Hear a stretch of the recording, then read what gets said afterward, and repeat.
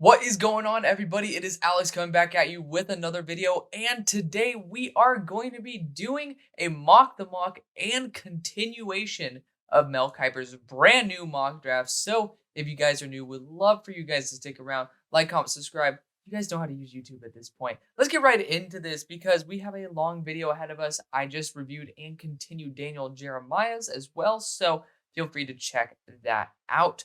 Of course, this is ESPN Plus, so let's pray to the gods I do not get sued because Disney is, it's kind of in shambles at the moment. But that is a-okay. ESPN's actually laying off a lot of people, so that's another reason why I say that. But a reason for you guys who are new why I do continue it is because I think just scrolling over a mock draft, especially a one rounder, is a little bit lazy, and that's just me. I know a lot of other people do a really good job at that, but for me, I want to be able to put some picks to the name as well, rather than just be able to nag and complain. So pick number one, CJ Stroud, I think is the consensus at the moment. I know Bryce Young's name is tossed in there. I like Bryce more. My board is right below my face. Yes, you're going to disagree with it. Yes, I have very unique takes. It is what it is. I'm going to give you guys an honest opinion because I think you guys deserve at least an honest one. You guys can disagree with it as you please. But yeah, CJ does appear to be the more likely option based on what Frank Reich is comfortable with, but that's never really stop people from being able to go after the better pick. I just don't think that, it could be an issue when it comes to meshing with Frank Reich if you do get a smaller quarterback. So it is what it is. I think CJ will be that number one pick, but I do think that if you are going best quarterback available, it should be Bryce by a significant margin. But the Texans then get the amazing selection of Bryce Young. Don't really need to talk about that. Again, he is my QB1. Indy moved up, and for you guys who are going to be seeing round two, it does not affect it because they're talking about a similar. So that's the comp for the move is 67 and 111, which approximately we do have that third as well as a fourth round pick and a third next year. So we did end up using that to be able to account for this trade, but the Colts ended up moving up one spot for Will Levis. I think AR is a little bit better, but at the same time, I do understand if, Ballard's saying I'm on the hot seat and I don't have time for Steichen to develop AR, I do understand why he would go after Will Levis. I personally wouldn't, but I'm also not somebody with a job on the line. So I would prefer to, honestly, at this point, trade for Lamar Jackson than go Will Levis. But again, that is personally what I would do and not probably what Ballard does because Ballard and I don't usually see eye to eye. But the Cardinals moved back. They acquired some extra picks and got Will Anderson. I think that's great. You can be able to snag a nice DBs. Maybe if an offensive lineman falls, even though this class kind of sucks at O-line, you can use that third round pick for that. Continuing on, AR to the Seahawks. I do think this line right here is something you guys should maybe pause and read. Actually, I'll just continue talking over it. Geno Smith, he had a 3-year contract, but essentially is a pretty much a 1-year deal. I think this is a very smart decision, and it is somebody that has that work mentality. You can see after his last game versus Florida State, he definitely looked very unimpressed with himself, very disappointed. And, I like someone who's introspective and someone who holds himself accountable. I think Anthony Richardson could end up being the best quarterback in the class. I said at the start of the year with my quarterback evaluations on my Twitter, so you guys can check that out. Link in the description, or just search up Hail Mary Sports and it'll probably pop up. But Anthony Richardson to me has the highest ceiling out of anybody in the class, and if you go to the right situation, have a little bit of time to develop him, he could end up being a surefire top 3, top 2, if not the number 1 quarterback in the NFL. But the chances of that are very slim. I'm obviously a realist. I understand that part, but the chances are there. And that's why I think if you take him number 1 overall, it's not egregious, especially if you have a long enough leash and a long enough time to be able to develop him. But you paid a lot to get up there. So I don't know if I fully advise a team that gave up the majority of their big pieces to be able to go after a project. But the Lions go after Jalen Carter. There are reports, because I did just go on with Broshmo onto Chat Sports Lions, and we were talking there. Their insiders say they wouldn't take Jalen Carter at 18. There appears to be a major concern in terms of Jalen Carter's overall mentality on the game, and that totally makes sense. If they want killer dudes, this is probably not going to be the way to do it. I personally would trade down if I'm Detroit and do something similar to the Eagles and continue picking up first rounders. I, you know, to be fair, there's not really anybody worth acquiring an extra first rounder for a team to want to move up. But let's just say the Philadelphia Eagles are getting ballsy and they're saying, you know what, screw it. We don't really know anybody at pick number 30 that we like the way we love Jalen Carter's potential.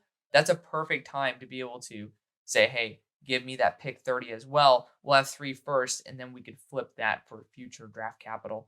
You could do something similar to that. It's just an idea that popped off the top of my head, but I think that Jalen Carter, as a pure talent, is incredible. Just man, like the best ability is availability, and it's tough. It's tough.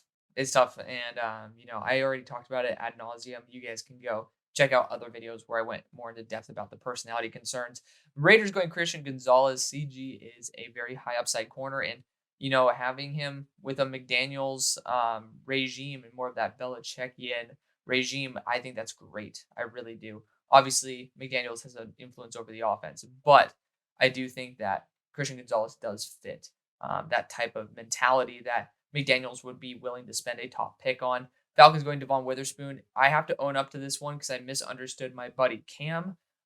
The defensive coach is someone who used to work with Huxtable. So Huxtable is a defensive assistant on the Falcons. I'm trying to remember this perfectly correct because I was like, what the hell is this?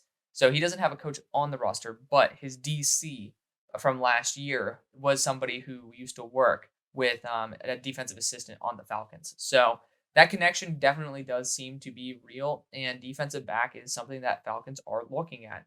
I think it's a wise move. I think it's a very solid move. I'm not going to talk much more about it, but I think it's a very solid move overall. If you're not going to be trading back, the Bears taking Paris Johnson. It's a hypermobile tackle with great arm length, and when you have a mobile quarterback like Justin Fields, I think that that's perfectly fine. My big issue with him is his anchor. I don't think he's necessarily nearly as good as what people think he is, but his versatility left and right, his frame, as well as athleticism are totally worth taking if you have time to develop. And I think the Bears do.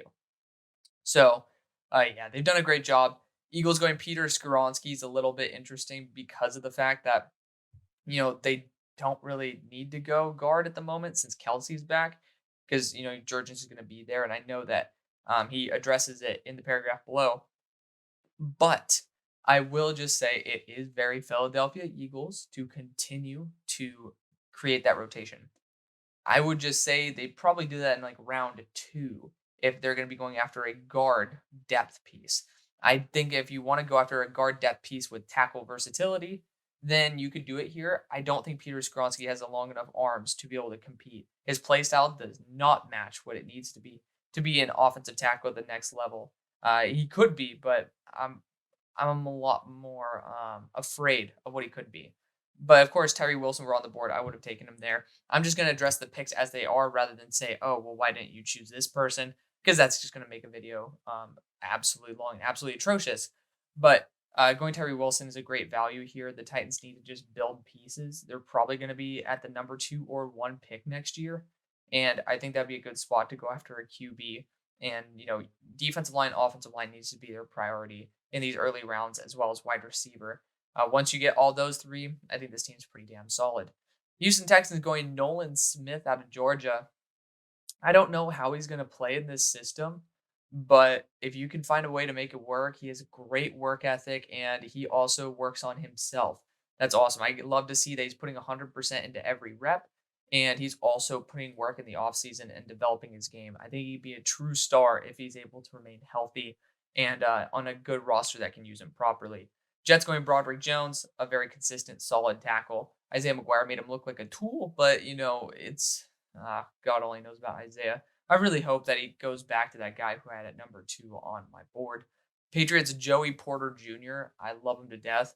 I think it's not an awful choice for the Patriots. You are looking for someone to potentially be that corner one. I know you gave, I think, a 2-year deal to another corner, but JPJ is just too damn good. He's my number 2 overall player for a reason. I think he's really, really special. Thank you for the terms of use to randomly completely screw up how I was doing this. But Lucas Van Ness is for the Packers. Makes sense. LVN is an athletic raw edge rusher. It's pretty much what Green Bay Packers like salivate over. I'm not really going to go more into depth than that, but this is a pick that really confuses me at 166. I think Emmanuel Forbes is an incredible talent, but physics exists and it's something that goes outside of our ability to judge. It doesn't really matter whether you want to take into account or not, it's going to be there. And I personally do not trust that Emmanuel Forbes will be healthy enough or be able to play at that size. Yeah, he tested four threes, but at the same time, it doesn't really matter if you're getting bitched by the guys in your own division. It, I don't know. I don't know. I would potentially take a left tackle here, and I know that Kuiper says it right there. It's just, I mean, I love his talent, but physics just comes into account sometimes. Maryland DB to the Steelers, especially Deontay Banks, is a great pick. We need DBs desperately, and that he's an athletic freak, and I think this would be a good spot for him to land in because if he's in complete off coverage the whole time, he's a bum. But in every other coverage, I thoroughly believe he could be one of the best corners in the class. Big fan of him. Michael Mayer to the Lions. Man, whew. Oh, yeah. Well, I don't really know what to say about this one that's not already been said. But let's just say I don't like it. Definitely not something I would ever do. I know that they value tight end enough, but I don't know how much of an upgrade Michael Mayer is, especially a marginal upgrade over what you have already. Like I think James Mitchell's incredible. That's my personal opinion. I love James Mitchell. But I also know in round 2 if you're really desperate for one, you could use the pick that you got for TJ to grab a really solid tight end. Michael Mayer's not even remotely worth this pick. I just don't understand it. You have Bijan Robinson on the board. I know you just got David Montgomery, but who says you can't have David Montgomery and Bijan? I just think that's just way better value. You could go after another DB. I know that Chauncey's there, but he could be somebody who doesn't sign after his 1 year deal. You could go that route. Defensive interior. There's, they did go defensive interior. You could go another edge rusher here. There's a lot of ways you can go. I just don't really understand it. But let me know what you guys think. Tampa Bay Buccaneers going Darnell Wright. This is on a couple mocks I've seen recently. It's interesting because I do think the left tackle spot is going to be open, and he could be a really good pairing with Tristan Wirfs. Both very athletic dudes at a very large size. See how it's going JSN. I know that, I think Boskin, he's going to be a big hater on this one in the comments. So putting $5 that it's going to be in there. Just not like it's not a bad pick at all. It's a pick that I'm willing to make. But at the same time, you do need defense, and you spent the first pick on offense. This team's issue does not line purely with the offense. Next, you got Dalton Kincaid for the Chargers, solid receiving weapon. You could go a wide receiver, but I do understand Kincaid is a very good talent. Ravens going Zay Flowers over Quentin Johnston makes no sense to me. The receivers that have been failing there in Baltimore are these smaller receivers with good mobility. Lamar just kind of is the guy who's best at hitting bigger targets. And I don't think you should shy away from that. Quentin Johnston's on the board. I think he's a great choice for you. Johnston then goes to the Vikings, though. That's incredible. I'm not going to really talk much about that. It's just an amazing pick. Jaguars, Will McDonald to replace Arden Key. I understand that is a position you could look at, but not this early. This is a deep edge class. You can even get Foskey if you're looking for a big athletic dude, similar to the way that you spent that number 1 overall pick last year on more of a physical freak in Trevon Walker. Giants then going Jordan Addison. I love Jordan Addison. I think I'm not going to blame the Giants for going after him. I'm not. He's a really long-term option who's going to be a good weapon, but if I'm not mistaken, this is a fairly small receiving core or fairly nimble receiving core. I just don't know. I'd rather have a bigger threat, but you don't really have the luxury of that at 25. And I think it would be a good longer term option over Paris Campbell. I just don't know what you're going to do with the height issues with all these receivers pretty much being about 6 foot or under. Adebawore, when you have Bijan on the board, I just cannot support this pick. I understand that you want to get some rotation of youth in there because I know you said DeMarcus Lawrence is 31, but you can do that later. When you have Bijan on the board, Rojo and Tony Pollard are not going to be remotely close to the value of them and Bijan. I just don't think that there's any reason why you let him slip, but he does, and the Bills are able to snag him. Bijan's incredible, and I mean it's an amazing pick. Dalton, why did I say Dalton? I just saw the Bengals logo and saw Darnell, and I just went Andy Dalton. Had some PTSD as a Steelers fan. Well, maybe Bengals fans have PTSD of him. Anywho, Bengals then go Darnell Washington. There are rumors of 3 tight ends in the first. This could be like leaning towards that idea. And Darnell is probably going to be another pass blocking option for you. So you have another inline blocker. You're kind of getting an extra tackle, and he's a really solid receiving threat. I'm intrigued to see how he's used in the NFL. But, it's a very high upside pick. And I'm not going to blame a team that's on the cusp of a Super Bowl from taking shots at high upside picks. Saints going Brian Breezy is the perfect move for them. That's the best pick they can do. Eagles then going Kalijah. Quickly, I want to check what they did at pick number 10. I'm tripping balls right now. But see look at that. They just dropped that. They went Skoronski. Very intriguing. So from Skoronski, so you're getting offensive line and defensive interior. I would like to go after an edge rusher, but I'm not going to blame him for going Kalijah. Kalijah has so much pass rushing upside that, it is totally worth it. Felix Anudike Uzama, I love him. He's a great player. You guys get to see where he is on my board at number 10. Everything's subject to change. There's players moving up my board right now, like Joe Tittman, and I tweeted out about it because, again, I'm not really in the mood to be arrogant and stubborn on my first evaluations. The more tape is watched, the more I'm open for changing positions. I feel like Felix and BJ Ojolari could be guys who do change their position. However, at the moment, especially based on 2022 tape, they totally deserve to be in the spots that they are. So let's go right into the mock draft. And the Steelers are on the board. We did not get a tackle. Miles Murphy is still here, which is ridiculous to me, but that's beside the point. I think Anton Harrison's a little too good of value at this moment. You could go a linebacker here with Jack Campbell, and I would totally support it. But I'm going to go Anton Harrison for the Steelers. Pick number 33. Whew. I mean, the value of a Miles Murphy at this point is incredible. Looking back on what you guys did at that pick 12 with Nolan Smith, it doesn't fully make sense to go 2 edge rushers. But I think the value, also they're totally different frames. 240 versus 270. I'm going after it. It's BPA. You got to go after it. And plus, building through the trenches is the right thing to do. Yeah, John Michael Schmitz is a great choice, but Miles Murphy still is an incredible get. For the Falcons, why did I say that? For the Cardinals, I'd be intrigued with DeJuan Jones here, developing him as a tackle. But I do think you can go after a center here or a guard. Osiris Torrance is great. But I do think John Michael Schmitz might get a little bit of love from a team like this, just a more consistent center. But we are seeing some very good centers at this point. I'm glad to say that. There's just not many. At this point, I'm going to go Osiris Torrance. We're continuing the mock draft the way we did with Daniel Jeremiah's.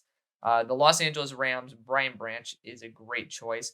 I'm actually going to go DeJuan Jones here, though. I want to see where they can use DeJuan Jones. I think it's a longer-term project, but something totally worth taking in round 2. Leaving the Seahawks here, and it's kind of hard to pass on Brian Branch, but we neglected offensive line or defensive line in the first round. So we're going to go after BJ Ojolari the way we did the last time. Raiders, I'm going to go Brian Branch here. We went after Christian Gonzalez. We're going after another defensive back. I do not care.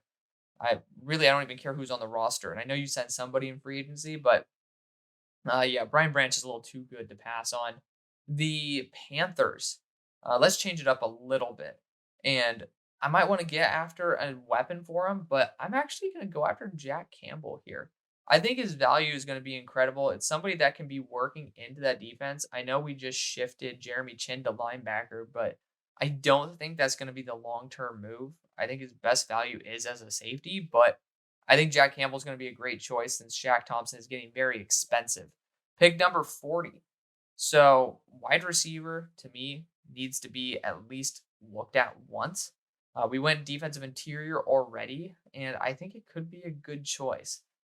Wide receiver wise, I know you guys are saying that you need a larger wide receiver. it's just tough to go after like somebody like AT Perry at this point when you have the value of Josh Downs. And I think his ability as a slot weapon is going to be incredible.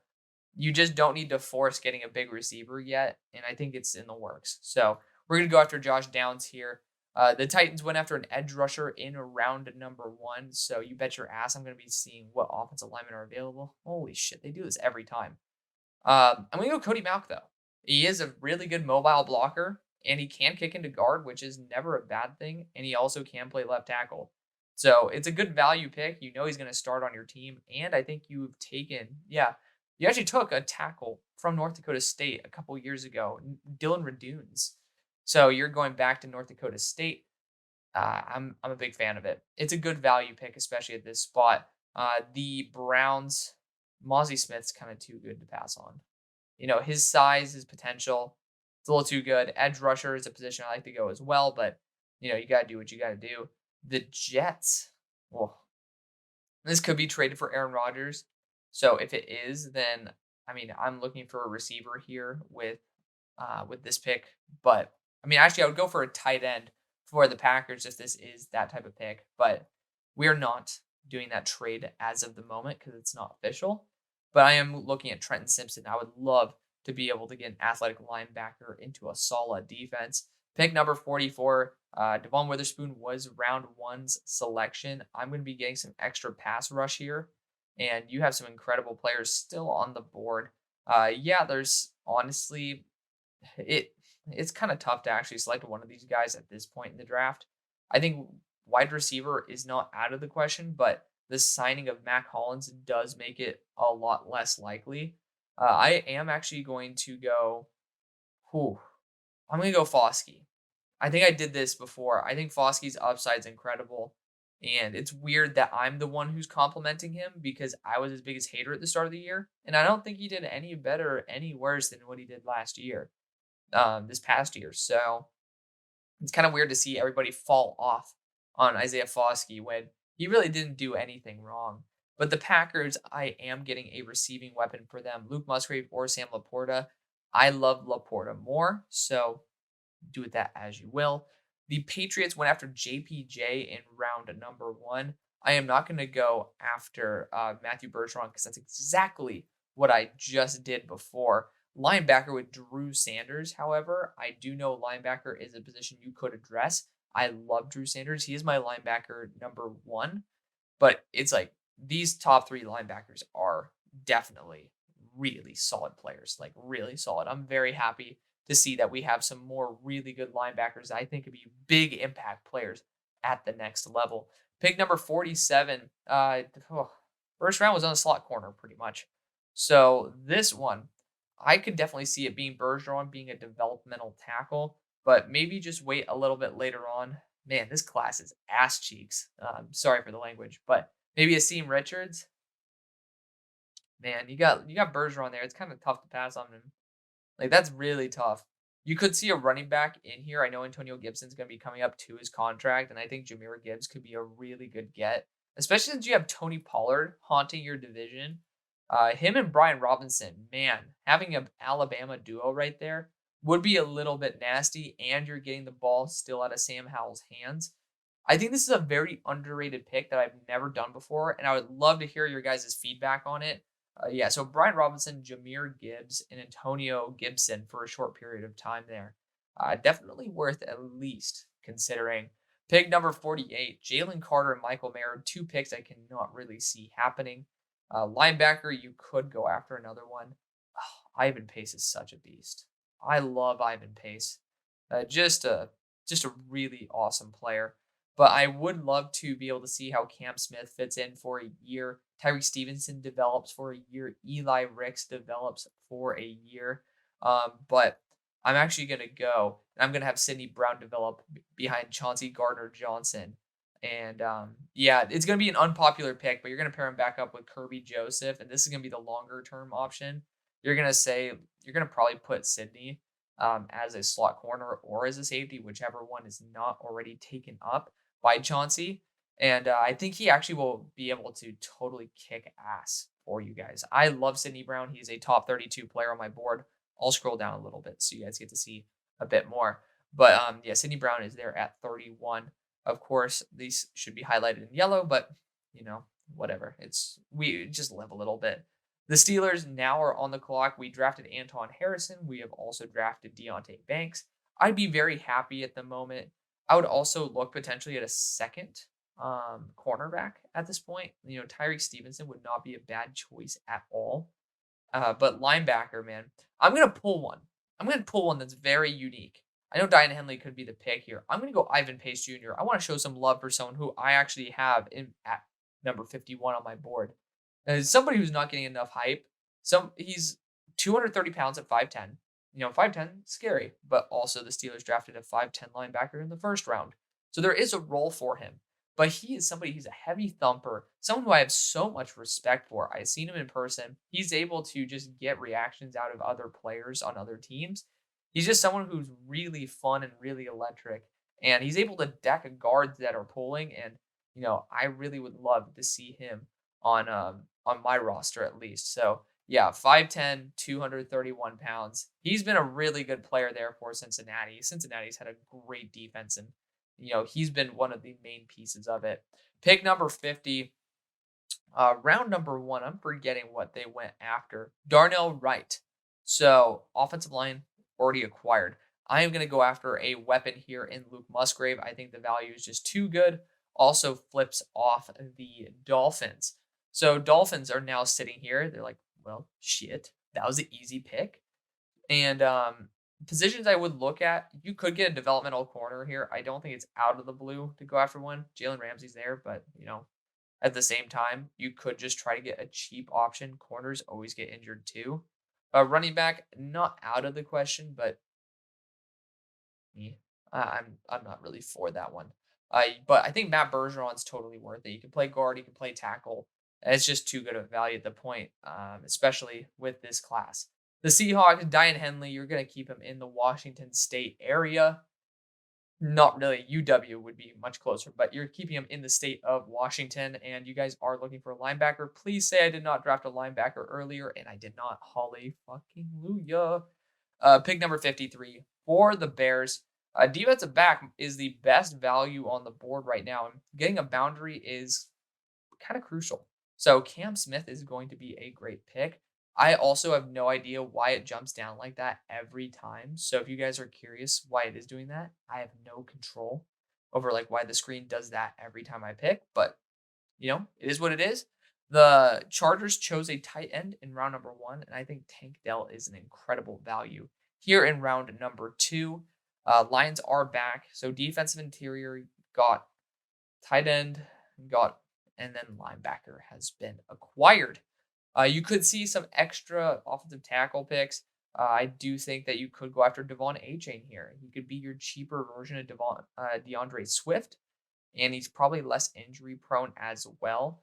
I think it's a good move. I think it is. And there's not that many backs in this class that I really trust to have that home run hitting ability. Devon A-Chain is one of those dudes. Pick number 56 for Jaguars. I'm going to go after a boundary corner here. They went after an edge rusher in round 1. We're going to stick in Florida and go Tyreek Stevenson, who I think is very similar to Tyson Campbell. Pick number 57 for the New York Giants.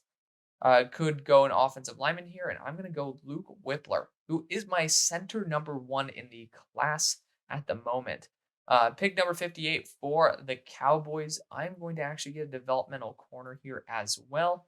And I think Eli Ricks just fits in a little too well. So we're going to be grabbing that for him. Bills, let's go offensive line for you. Steve Avila is incredible value. And so we are going to lock that in. The Bengals. I still think Antonio Johnson's incredible value. I know a lot of you guys are saying go corner. It's tough for me to do that. You know, it is. I think that you could go Antonio Johnson. Yes, it's going to be weird having 2 first-year safeties, you know, taking reps. And you did just bring in Nick Scott. But I also believe that Antonio Johnson can also play in the slot. He can be a box safety. I think he's versatile enough to have a big enough role. He randomly had like 9 bench press reps. Doesn't make sense. But, you know, it is what it is. Pick number 61 for the Chicago Bears. We took a corner earlier. We've also taken offensive line. And, you know, I think that we should probably look at defensive line. We should. I think Keanu Benton's great value here. I think it's a great selection for him. And then the final two picks. So the Eagles have already acquired an offensive guard as well as a defensive interior. I think now would be a good time to get a developmental edge rusher.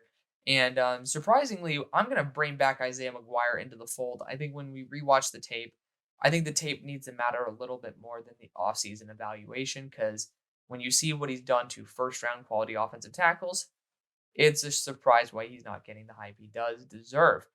Pick number 63 and ending off the draft. The Chiefs ended up going after Felix Onudike Uzama in round number 1. And, oh, man. I'm definitely not going to be taking a tackle for you guys. I don't think a tight end's out of the equation. I love Josh Wiley. Definitely not going to be taken here. That's actually a really cool pick, though. For you guys, like in the third or maybe a compensatory pick, that would be perfect if you guys have a third compensatory. But if you have a third or a fourth, you can get another tight end out of Cincinnati who's probably going to be a star in the NFL for the next 15 years. So you can continue the train that way. You do need some extra wide receiver help. And I think A.T. Perry, Rashi Rice, these guys would be great choices. Jalen Hyatt, I think it's a great Mecole Hardman replacement. So we are going to end off the draft that way. Let me know what you guys think. I want to change it up from my mock I did earlier in the day. So let me know what you guys think. Thank you guys so much for watching. See you on the far side. Peace.